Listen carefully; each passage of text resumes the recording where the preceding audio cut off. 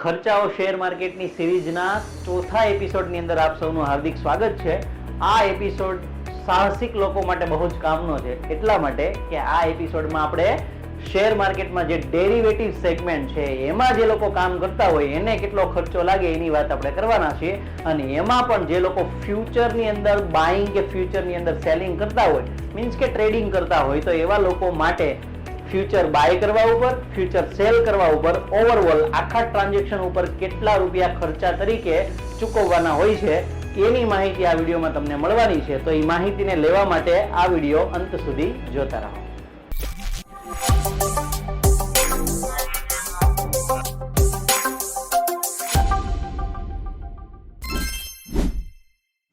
તો ચાલો, હર વખતની જેમ આપણે એક ઉદાહરણથી ખર્ચાઓ કેટલા લાગે અને કેટલા પ્રમાણમાં લાગશે એને આપણે જોતા જઈએ. તો ફ્યુચર માર્કેટની અંદર સૌથી પહેલા તો કોઈ કામ આપણે ઉદાહરણ તરીકે લેવું જોશે. માનો કે રિલાયન્સનો શેર અને એનો ફ્યુચર, એ ફ્યુચરનો આપણે બાય કરીએ. ફ્યુચરની અંદર કામ કરવા માટે તમને ખબર છે બધાને કે છૂટક રીતે કામ નથી થતું, લોટ સાઈઝમાં કામ થાય. એટલે હું અહીંયા એક લોટ બાય કર્યો એવું હું ઉદાહરણ લઈશ. 3000 રૂપિયાની આપણે કિંમત ચૂકવી એના ફ્યુચરની અંદર. એક લોટની અંદર ક્વોન્ટિટી આવે છે 250 નંગ આવે, એટલે કે છૂટક રીતે કામ તો થતું નથી. જે વ્યક્તિઓ એકદમ નવા હોય, આ વિડીયો જોતા હોય, જેના ફ્યુચર શું છે એ ન ખબર હોય, તો આજે પ્લે સ્ટોર ઉપરથી સ્ટોક્સહબ એપ્લિકેશન ડાઉનલોડ કરો. એની અંદર A to Z સ્ટોક માર્કેટનો કોર્સ રેકોર્ડ કરીને લાઈવ માર્કેટમાં ભણાવીને મૂકેલો છે. તો એકદમ નોર્મલ ફીની અંદર એ આખો કોર્સ તમે પરચેઝ કરી અને A to Z શેર માર્કેટના રૂલ્સ રેગ્યુલેશન ઉપરાંત ફંડામેન્ટલ ટેકનિકલ એનાલિસિસ કેવી રીતે કામ કરવું, ટોટલ વસ્તુ એ કોર્સની અંદર આપેલી છે. તો એ વિડીયો તમે જોવાથી, એ કોર્સ જોવાથી આ વધુ વસ્તુ તમને મગજમાં ઉતરી શકે છે. તો રિલાયન્સના ફ્યુચરને હું બાય કરું છું તો 250 નંગ તો મારે લેવા જ પડે, કારણ કે એક લોટ થી નીચે હું લઈ નથી શકતો. આગળ મોટું કામ કરવું હોય તો હું બે લોટ લેવા પડે છે. 2 લોટ લઉં એટલે 250 ની જગ્યાએ 500 ક્વોન્ટિટી થઈ જાય. તો એનો મતલબ મેં પ્રાઇસ ચૂકવી હોય 3000 અને એક લોટ ની અંદર ક્વોન્ટિટી હોય 250, તો 250 શેર ને એકનો શેરનો ભાવ 3000 આજુબાજુ, તો ટોટલ માલ 7.5 લાખ રૂપિયાની આજુબાજુ બને છે. તો મતલબમાં મારું ટર્નઓવર કેટલું થયું? 7.5 લાખ રૂપિયાનું થયું. હવે દર વખતે આપણે જેમ જાણીએ છીએ એમ જ્યારે કોઈ પણ વસ્તુ બાય કરી હોય તો આજ નહીં તો કાલ, ને કાલ નહીં તો અમુક સમય પછી સેલ તો એને કરવી જ પડશે. તો માની લઈએ કે આવડા ફ્યુચર આપણે અમુક સમય પછી એનો ઈ જ લોટ આપણે સેલ કરી દીધો.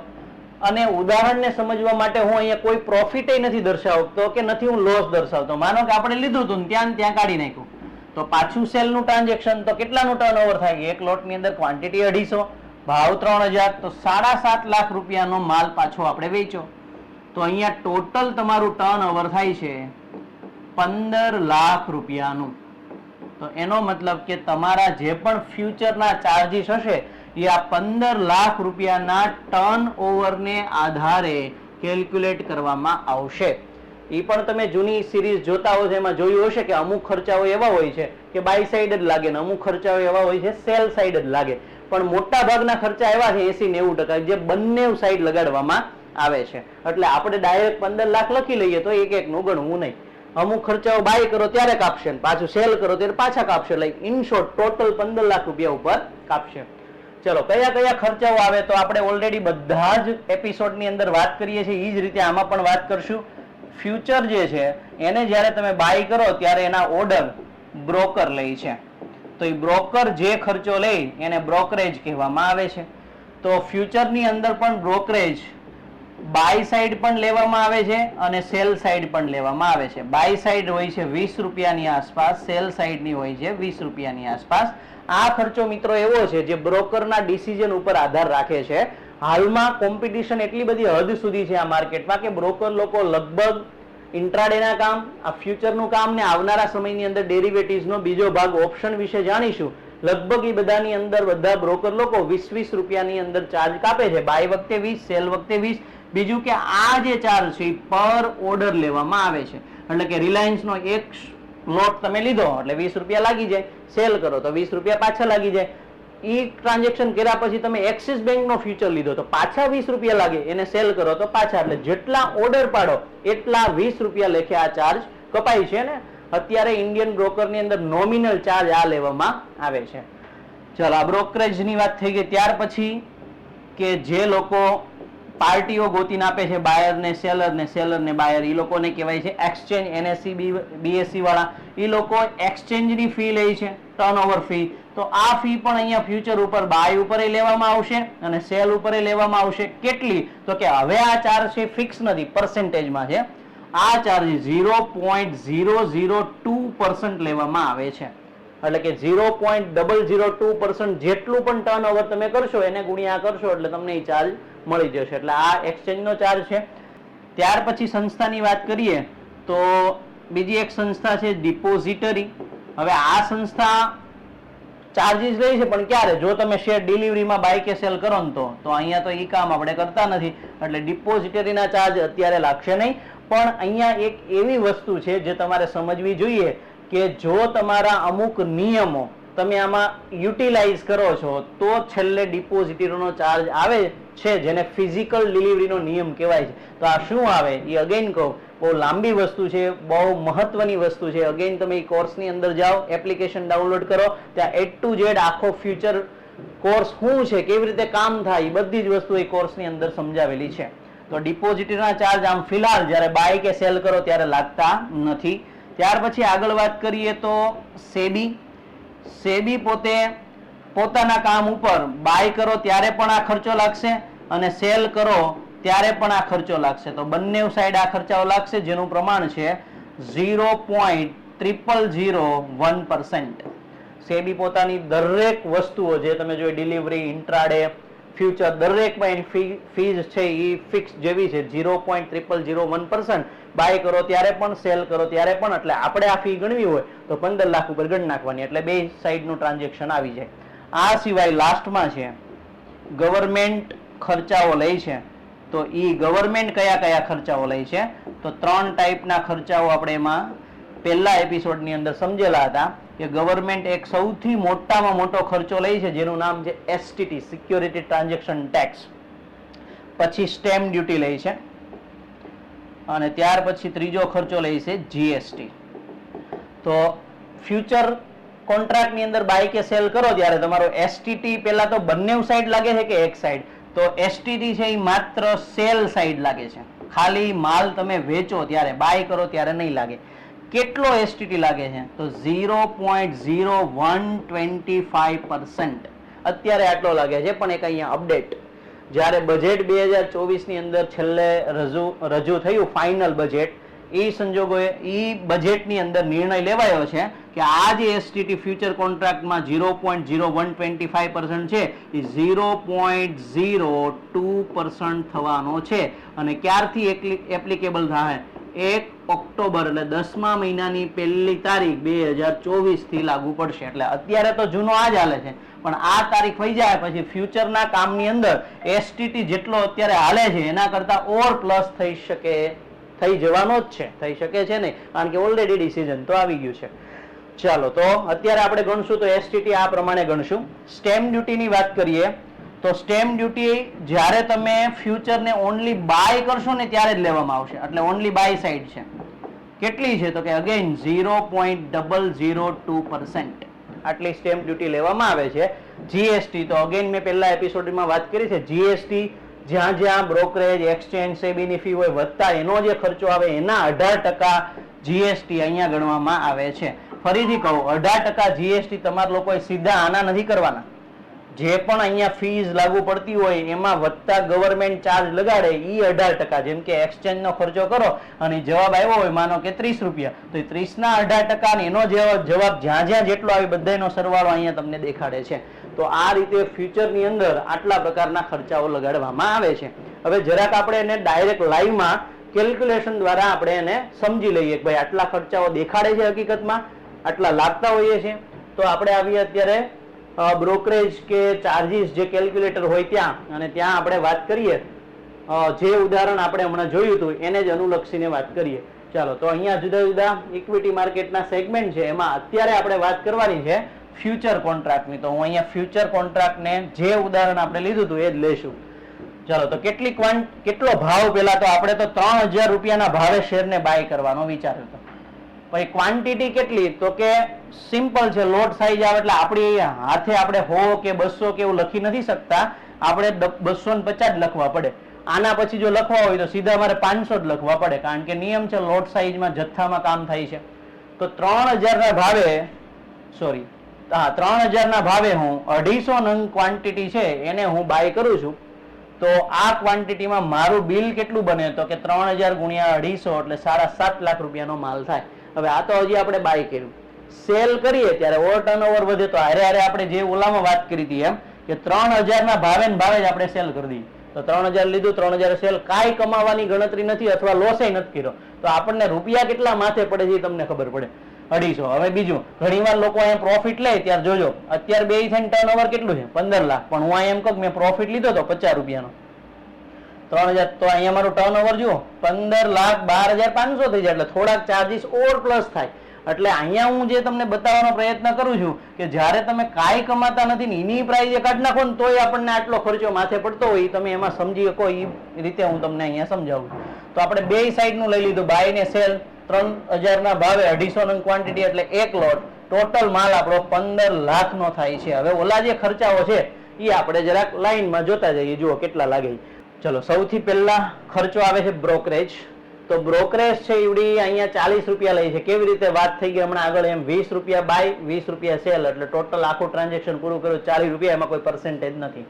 વાત કરીએ એસટીટી ની, તો જુઓ ગવર્મેન્ટ ચાર્જીસ ની અંદર એસટીટી લે છે 0.0125%. તો આપણે અહીંયા એ એસટીટી પાછો કઈ સાઈડ લે છે, જુઓ ઓનલી ખાલી લે છે સેલ સાઈડ. તો આ ટ્રાન્ઝેક્શન તો બે બાજુનું છે, બાય નું સેલ નું. તો સેલ નું ખાલી કેટલું હતું, 3000 સેલ કરી, તો 7.5 લાખ રૂપિયાનો માલ આપણે સેલ કર્યો હતો, 7,50,000, એને ગુણ્યા 0.0125% ઇઝ ઇક્વલ ટુ આન્સર.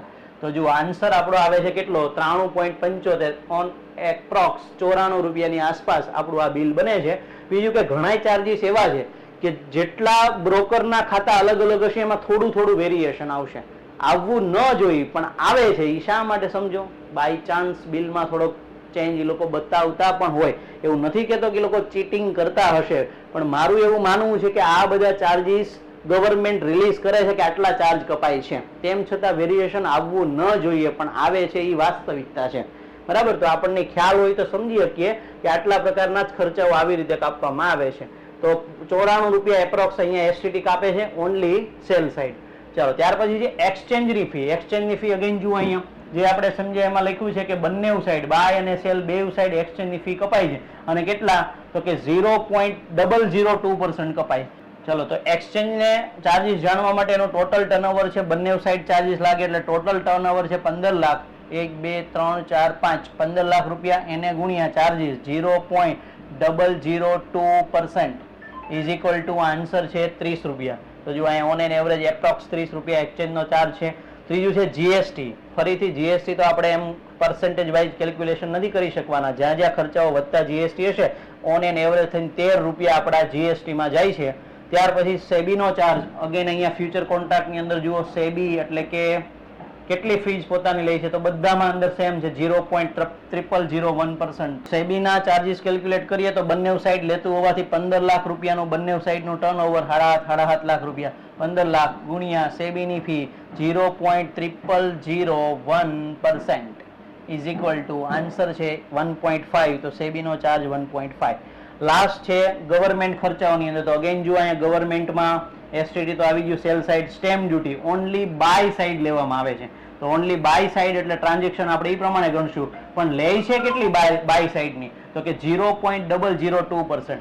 તો આપણે ટોટલ 15 લાખ રૂપિયાનો માલ છે, પણ બાય સાઈડ જ લેતા હોય તો આપણે બાય વખતે કેટલાનો માલ લીધો હતો, 7,50,000, એને ગુણ્યા 0.002%. તો કેટલી ફી લઈ છે, 15 રૂપિયા. તો સ્ટેમ્પ ડ્યુટી અહીંયા બાય સાઈડની 15 રૂપિયા લાગે. તો આખું જો તમે તાળો મેળવો તો બધા ખર્ચાઓ થઈને ફ્યુચરને બાય કરો અને સેલ કરો તો ઓન એન એવરેજ 193 રૂપિયા ખર્ચામાં જાય છે.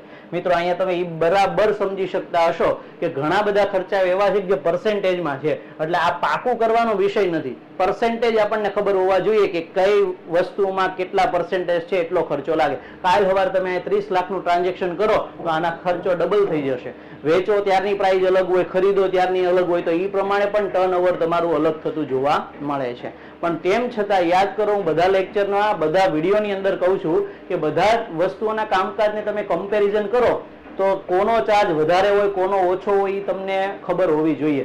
સૌથી મોંઘી તો ડિલિવરી હોય છે, કારણ કે એક વખત તમે 15 લાખ રૂપિયાનું ટ્રાન્ઝેક્શન અહીંયા કરી જુઓ. જેમ કે અહીંયા હું રિલાયન્સની 250 ક્વોન્ટિટી ડિલિવરીમાં લઉં અને 3000 ભાવે બાય કરું અને 3000 ભાવે સેલ કરું. જુઓ તો સેમ ટ્રાન્ઝેક્શન છે ને, કોઈ ચેન્જ નથી. આ ખાલી ડિલિવરી છે ને આ ફ્યુચર છે. તો જરાક આખું કેલ્ક્યુલેશન ચેક કરો તો અહીંયા તમારા 1700 રૂપિયા જેવું જાય છે ને અહીંયા ખાલી 200 રૂપિયા જેવું. હજી આ ઇન્ટ્રાડેનું મેં તમને ભણાવી દીધું છે આગળ, એમાંય ચેક કરો. 250 ક્વોન્ટિટી હું લઉં, 3000 ભાવે હું બાય કરું અને 3000 ભાવે હું સેલ કરું તો અગેન અહીંયા મેં 15 લાખનું જ કામ કર્યું છે. જુઓ, તેમ છતાં અહીંયા ટોટલ મારા 15 લાખના ટ્રાન્ઝેક્શન ત્રણેયમાં છે, અહીંયા 318 જ જાય. તો આમ ચેક કરો તમે તો 1700 રૂપિયા એ હાઈએસ્ટ ડિલિવરીનો ચાર્જ છે, બાકી ત્રણેયમાં કામ એક સરખા છે. બીજું કે આમાં પૂરતા રૂપિયા આપણા હોય, ઇન્ટ્રાડેમાં લિમિટ મળતી હોવાથી, માર્જિન મળતું હોવાથી 5મો ભાગ જ આપણે રાખવો પડે છે. જેવું ઇન્ટ્રાડે એવું જ આ ફ્યુચર છે કે આમાં પણ કામ ભલે આપણે 7.5 લાખ રૂપિયાનો માલ હોય, પણ એ 7.5 લાખ રૂપિયાના માલના કામ કરવા માટે આપણા ખાતાની અંદર 1.5 લાખથી અંદરનું બેલેન્સ રાખવાનું માંગે છે, કારણ કે માર્જિન વાળું કામ છે અને માર્જિન વાળા કામની અંદર આપણે એક નાની અમાઉન્ટ રાખવી પડે છે, કારણ કે ફ્યુચર સેગમેન્ટ લિવરેજ પ્રોડક્ટ છે, જેમાં ઘણી વખત 5x ની લિવરેજ મળે, 4x ની બી મળે છે. આ પણ હોય છે, એ એક્સચેન્જ ડિસાઈડ કરતું હોય છે કેટલું માર્જિન છે એમાં આપવું તે. તો જનરલી 7.5 લાખ રૂપિયાનો માલ હોય તો એનો 5મો ભાગ તમે કરો તો 1.5 લાખ રૂપિયામાં રાખીને એક લોટનું કામ ફ્યુચરમાં થઈ જતું હોય છે. તો એનો મતલબ 1.5 લાખ બેલેન્સ હોય તો ટર્નઓવર તમારું કેટલાનું થઈ જાય? 15 લાખનું થઈ જાય. ઘણા લોકોને મને પ્રશ્ન કરતા જોયા છે આવા કે મારા ખાતામાં તો હું હાવ 1 લાખ, 1.5 લાખ, 2 લાખ બેલેન્સ હોય અને સીએ માં રિટર્ન ભરતી વખતે સીએ નો મને ફોન આવ્યો તો એવું કહે છે કે મેં 4 કરોડનું ટ્રાન્ઝેક્શન કરી નાખ્યું છે. આટલું મેં કોઈ બેલેન્સ નથી ભર્યું. ભાઈ, ટ્રાન્ઝેક્શન મીન્સ ટર્નઓવર. તમે 1.5 લાખ રૂપિયા 15 લાખનું કામ એક ટ્રેડ બાય કરો સેલ થઈ જતું હોય, આખો દિવસના 5 ટ્રેડ કરો કે 6 ટ્રેડ કરો તો 1 કરોડનું ટ્રાન્ઝેક્શન તો એમ થઈ જાય. એ એકદમ ફટાફટ થઈ જાય. એટલે અહીંયા બહુ વાર નથી લાગતી અને એના કારણે પછી તમને તાળો મેળવો તો આ ચાર્જ વધારે દેખાય છે. બાકી એક ટ્રાન્ઝેક્શનને જો તમે બરાબર રીતે આ કમ્પેર કરી હોય અને સમજ્યા હોય તો તમને દેખાતું હશે કે ડિલિવરીનો ચાર્જ સિંગલ ટ્રાન્ઝેક્શનમાં સૌથી હાઈએસ્ટ હોય છે. તો આજે આપણે ફ્યુચર માર્કેટના ચાર્જ વિશે આ રીતે ભણ્યા. અગેન ફ્યુચર વિશે સમજવું હોય તો એપ્લિકેશન ડાઉનલોડ કરો સ્ટોક્સહબની પ્લે સ્ટોર પરથી. આમાં આખો કોર્સ તમને ભણવા માટે આપેલો છે. બીજું આ સિવાય તમને કોઈ પણ પ્રશ્ન હોય તો કમેન્ટ બોક્સની અંદર તમે જરૂર લખી શકો છો અને આપણે સ્ટોક્સહબ ઓફિશિયલ ઇન્સ્ટાગ્રામ ઉપર જઈ અને પેજ પણ તમે ફોલો કરી શકો છો. બીજું કે આવનારા એપિસોડની અંદર આપણે શીખીશું લાસ્ટ સેક્શન કે જેની અંદર ઓપ્શન સેગમેન્ટમાં કામ કરતા હોય જે વ્યક્તિઓ એને કેટલો ખર્ચો લાગે છે અને એ આ ખર્ચાઓ કરતા વધારે હશે કે ઓછો હશે એ આપણે 5મા એપિસોડની અંદર શીખીશું. તો બધા જ ખર્ચાઓનું નોલેજ સંપૂર્ણ રીતે મળી રહે એ માટે તમે આ સિરીઝના અંત સુધી બન્યા રહો. ખર્ચાઓ શેર માર્કેટના. Thank you.